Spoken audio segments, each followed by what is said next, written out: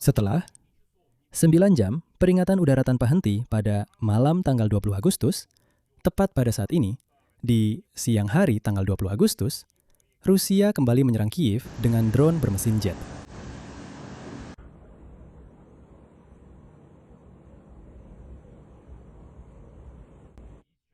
Dan sekarang muncul informasi dari saluran pemantauan bahwa pada malam tanggal 21 Agustus, Rusia sedang mempersiapkan serangan rudal besar-besaran lagi ke ibu kota Ukraina. Ya, sepertinya karena mereka belum berhasil menghancurkan gudang makanan di dekat Kiev. Sekarang semakin banyak informasi muncul tentang dampak serangan rudal Rusia pada malam tanggal 20 Agustus. Secara khusus, salah satu target musuh adalah gudang milik jaringan retail besar, khususnya gudang makanan. Сети Фора, и известно о том, что горят. Dan dalam situasi ini, semakin banyak artikel yang mengkhawatirkan dari media barat yang muncul tentang hal ini. Sayangnya, sudah tidak mungkin lagi menyembunyikan informasi bahwa semakin sedikit produk yang tersedia di rak-rak supermarket di Ukraina. Dan hari ini, ada sebuah artikel yang cukup menyentuh dari media New York Times yang menggambarkan kesaksian saksi mata tentang apa yang sedang terjadi. Misalnya, di jaringan supermarket Silpo di Kiev. Dan di sana, sayangnya, rak-raknya mulai kosong. Karena orang Rusia memang menyerang gudang-gudang jaringan retail, terutama tentu saja bahan makanan. Dan di awal episode ini, saya ingin menunjukkan foto ini kepada Anda. Di foto ini, Anda melihat sebuah gudang bahan makanan, tempat semangka biasa disimpan, dan gudang ini tadi malam dihantam oleh roket Rusia. Dalam konteks ini, seperti yang Anda ketahui, pemerintah Ukraina meminta bantuan mitra-mitranya untuk melindungi langit Ukraina, meminta lebih banyak rudal untuk pertahanan anti-rudal dan pertahanan udara. Namun sampai sekarang, hal itu belum terwujud. Namun, muncul informasi bahwa pesawat pengintai NATO melakukan pengawasan terus-menerus di bagian barat laut Polandia.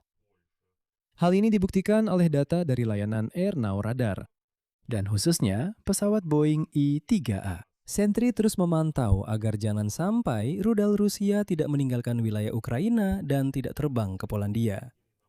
Di sana mereka berjaga-jaga. Tapi untuk memberikan lebih banyak rudal Patriot ke Ukraina agar Rusia tidak membakar gudang-gudang makanan, mereka tidak bisa. Dan diketahui bahwa akibat serangan ulang ke Kiev, sekarang pusat bisnis di Kiev terbakar. Jadi mari kita bahas informasi terbaru bersama-sama. Nama saya Alexei dan sebelum kita mulai, seperti biasa saya minta kalian untuk subscribe ke channel YouTube ini. Kita sedang menuju angka 300.000 subscriber. Jadi saya akan sangat berterima kasih untuk setiap langganan dari kalian. Jadi setelah pukul 17.00 waktu Kiev, Rusia kembali menyerang Ukraina dengan drone. Drone jet Shahed kembali terbang ke arah Kiev. Dan akibat serangan ini terjadi kebakaran di sebuah gedung pusat bisnis di distrik Holosivsky, Kiev. Hal ini disampaikan oleh wali kota Kiev, Vitali Klitschko.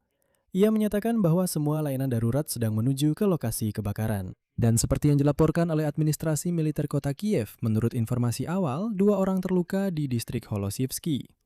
Selain itu, tim penyelamat menemukan 1 orang tewas di lokasi kejadian.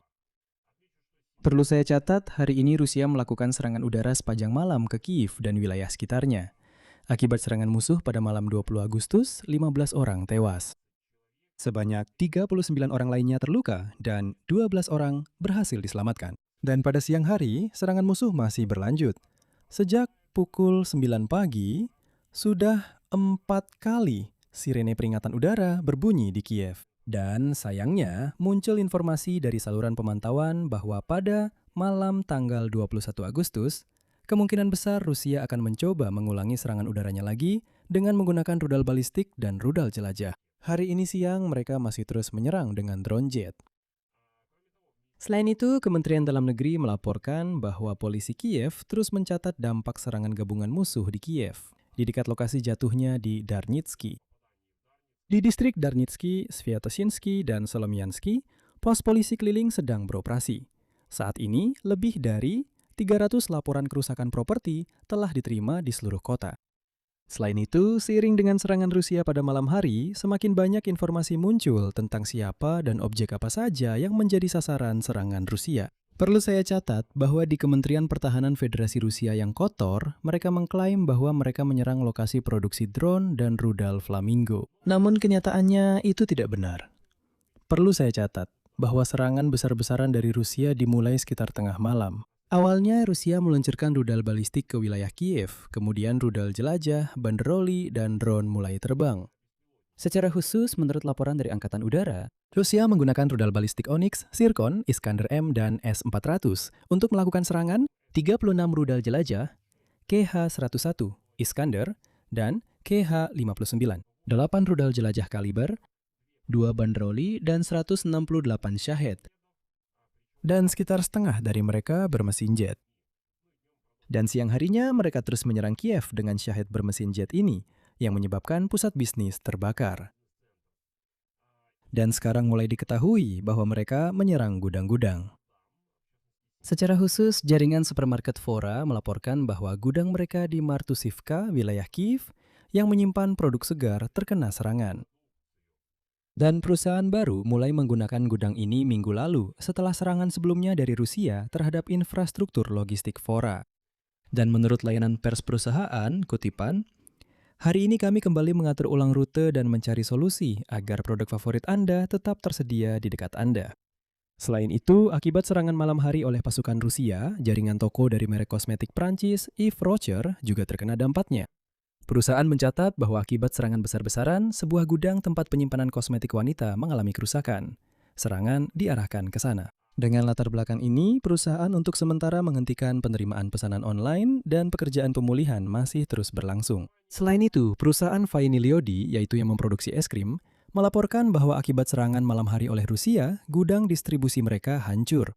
Di Kiev, yang memasok produk ke 13 kota sekaligus, berton-ton es krim, peralatan, dan kendaraan hancur. Dan pihak perusahaan memastikan bahwa mereka sudah bekerja untuk mencari solusi alternatif dalam hal pengiriman, penyimpanan, dan logistik. Selain itu, serangan Rusia juga menargetkan depot minyak Klo di distrik Brovary, wilayah Kiev. Dalam video yang dipublikasikan oleh perusahaan, terlihat bahwa akibat serangan tersebut, tangki-tangki bahan bakar hancur. Selain itu, jaringan supermarket Farus melaporkan bahwa Rusia menyerang gudang di Borispil, tempat sebagian persediaan barang disimpan. Penilaian terhadap dampaknya sedang dilakukan, namun sekali lagi, ini adalah satu lagi target, yaitu gudang berisi makanan. Jadi jelas bahwa Rusia secara sengaja menyerang gudang-gudang tempat produk disimpan agar supermarket di Kiev menjadi kosong. Agar pada kenyataannya, orang tidak bisa membeli makanan di supermarket biasa. Dan di tengah situasi ini, muncul artikel dari New York Times yang hari ini saya tahu sendiri sedang membaca rangkuman, dan ketika saya melihatnya, itu benar-benar artikel yang menyentuh hati. Dan setelah membacanya, kamu jadi paham dengan siapa kita sedang berperang. Kita sedang berperang dengan orang-orang biadab, dengan orang Rusia yang liar dan tidak terurus, yang tahu sendiri, tidak bisa hidup tenang dan berusaha membuat hidup orang lain menjadi buruk. Di sini saya akan banyak mengutip, supaya bisa menyampaikan suasananya. New York Times menulis, rak-rak kosong di toko menjadi masalah baru bagi warga Ukraina yang muncul akibat tindakan Federasi Rusia. Minggu ini tidak mungkin menyembunyikan rak kosong di supermarket Silpo di Kiev. Tidak ada barley, gandum soba, quinoa, maupun beras. Selain itu, daun bawang dan daun selada dalam kemasan juga kurang. Hanya tersisa satu ikat ketumbar yang layu. Demikian situasinya digambarkan oleh media Amerika. Warga ibu kota menghadapi kekurangan berbagai macam bahan makanan pokok. Hal ini terjadi akibat serangan rudal balistik Rusia terhadap pusat distribusi yang sangat penting. Saya ingin membeli gula, tapi setelah saya lihat, ternyata tidak ada. Ada satu bagian yang seluruhnya kosong. Saya bahkan tidak pergi ke sana. Saya tidak ingin melihatnya dan merasa sedih, kata Nina Kirichuk yang berusia 67 tahun saat berbelanja di Silpo. Pada 5 Agustus, menurut pemberitaan, rudal-rudal Rusia mengenai setidaknya 4 gudang milik salah satu perusahaan yang memasok barang ke supermarket. Akibat serangan tersebut, pasokan makanan ke beberapa jaringan toko mengalami gangguan serius. Dampak paling besar dirasakan di ibu kota, namun juga terjadi di wilayah lain, khususnya di Zaporizhia. Pada 20 Agustus, Rusia kembali melancarkan serangan ke gudang makanan di dekat Kiev. Serangan-serangan ini terjadi di tengah meningkatnya ketegangan dalam pertempuran udara. Ukraina meningkatkan serangannya ke wilayah Federasi Rusia. Dan Moskwa memanfaatkan lemahnya pertahanan udara Ukraina. Selama bertahun-tahun, supermarket Ukraina yang penuh telah menjadi simbol bagaimana negara ini berusaha mempertahankan kehidupan normal meskipun ada serangan Rusia. Namun, selama seminggu terakhir, jaringan toko makanan mengakui bahwa mereka menghadapi kekurangan. Persediaan produk susu, daging, serta sayur dan buah segar telah berkurang. Dan menurut data dari New York Times, di salah satu toko kecil di Kiev hanya tersisa 6 buah alpukat matang, serta sisa bawang dan bawang putih. Di toko lain, mie ramen, piring kertas, dan peralatan makan plastik sudah habis. Atau hanya saya sendiri yang mulai panik karena rak-rak kosong ini? Tulis beauty influencers di media sosial sambil menambahkan bahwa dia membeli 4 bungkus terakhir makanan bayi di salah satu toko setelah tidak menemukan apa-apa di toko lain. Hewan peliharaan juga menderita akibat serangan Rusia. Svetlana Petrichuk yang berusia 56 tahun khawatir tidak bisa membeli makanan merek tertentu untuk anjing Yorkshire Terriernya, Lord. Jaringan toko makanan menyatakan bahwa mereka akan dapat sepenuhnya mengisi kembali stok pada tanggal 24 Agustus, hari kemerdekaan. Orang-orang Ukraina di media sosial bercanda tentang kembalinya Uni Soviet. Beberapa pembeli lanjut usia masih mengingat tentang kelaparan besar yang pernah dialami Ukraina sepanjang sejarahnya. Dan mereka menimbun makanan kaleng serta bahan pokok seperti gula, pasta, dan tepung. Begitulah artikel dari New York Times. Dan saya sangat ingin percaya bahwa artikel seperti ini entah bagaimana bisa mempengaruhi komunitas Barat, yang sejauh ini sama sekali tidak merespons dalam hal memperkuat pertahanan udara dan pertahanan rudal Ukraina. Padahal kami sangat memohon hal itu. Namun, sebagai perbandingan, muncul informasi lain yang juga cukup mengejutkan saya, bisa dibilang begitu. Saya paham bahwa ini adalah tindakan yang sangat logis dari para mitra kita untuk melindungi diri mereka sendiri. Tapi saya berharap para mitra juga membantu menutup langit Ukraina. Secara khusus, muncul informasi bahwa pesawat pengintai NATO sedang melakukan pengawasan di bagian barat laut Polandia. Hal ini dibuktikan oleh data dari layanan Air Now Radar. Namun, itu bukan satu-satunya pesawat. Menurut data layanan, Boeing E-3A Sentry lepas landas pada pukul 8.30 hari ini dari pangkalan udara Geilenkirchen di Jerman. Pesawat itu melakukan beberapa putaran di antara kota-kota Polandia, Gdansk, dan Bydgoszcz. Menurut data layanan, pesawat penyintai Amerika Serikat Gulfstream EA-37 Bravo juga sedang menuju ke wilayah yang sama. который начал полет в Греции. Pesawat ketiga, satu lagi Boeing E-3A, lepas landas dari pangkalan udara Jerman yang sama pada pukul 9.30 dan sedang menuju ke arah Balkan. Di sini saya ingin mencatat bahwa ketiga pesawat ini adalah bagian dari sistem AWACS. Mereka merupakan pos pengamatan dan pengendalian radar udara. Tugas utama pesawat seperti ini adalah mendeteksi, mengidentifikasi, dan melacak target udara. Selain itu, pesawat ini juga mengirimkan informasi yang diperoleh ke pusat komando NATO, pesawat tempur, atau platform darat. Bagian yang paling mencolok dari pesawat ini adalah radar yang berputar di atas badan pesawat. Radar seperti ini dapat mendeteksi target yang bergerak di ketinggian sangat rendah. Saya ingin percaya bahwa semua pesawat ini membantu sistem pertahanan udara Ukraina mendeteksi semua target Rusia yang terbang menuju Ukraina. Namun masalahnya adalah karena tidak ada rudal Patriot, maka rudal balistik bahkan jika terdeteksi, tidak ada yang bisa digunakan untuk menembaknya jatuh. Dan ini benar-benar menjadi masalah di tengah fakta bahwa Rusia, seperti yang Anda lihat, berusaha menghancurkan sepenuhnya gudang-gudang bahan pangan ini. Ya, sepertinya di Kiev rak-rak supermarket kosong, menciptakan kepanikan. Dan saya tidak tahu agar masyarakat menekan pemerintah, mungkin dengan tujuan untuk memaksa menyerah. Jadi, saya di salah satu episode sebelumnya memang mengatakan bahwa Putin benar-benar mengambil langkah nekat. Dia paham bahwa dirinya sendiri tidak akan mampu bertahan lama dalam perang ini. Ekonominya tidak akan sanggup menahan perang selama 1, 2, atau 3 tahun lagi. Mungkin masih bisa bertahan setahun, tapi tidak lebih dari itu. Itulah sebabnya dia mencoba mengambil langkah nekat menyerang apa saja yang bisa dia serang.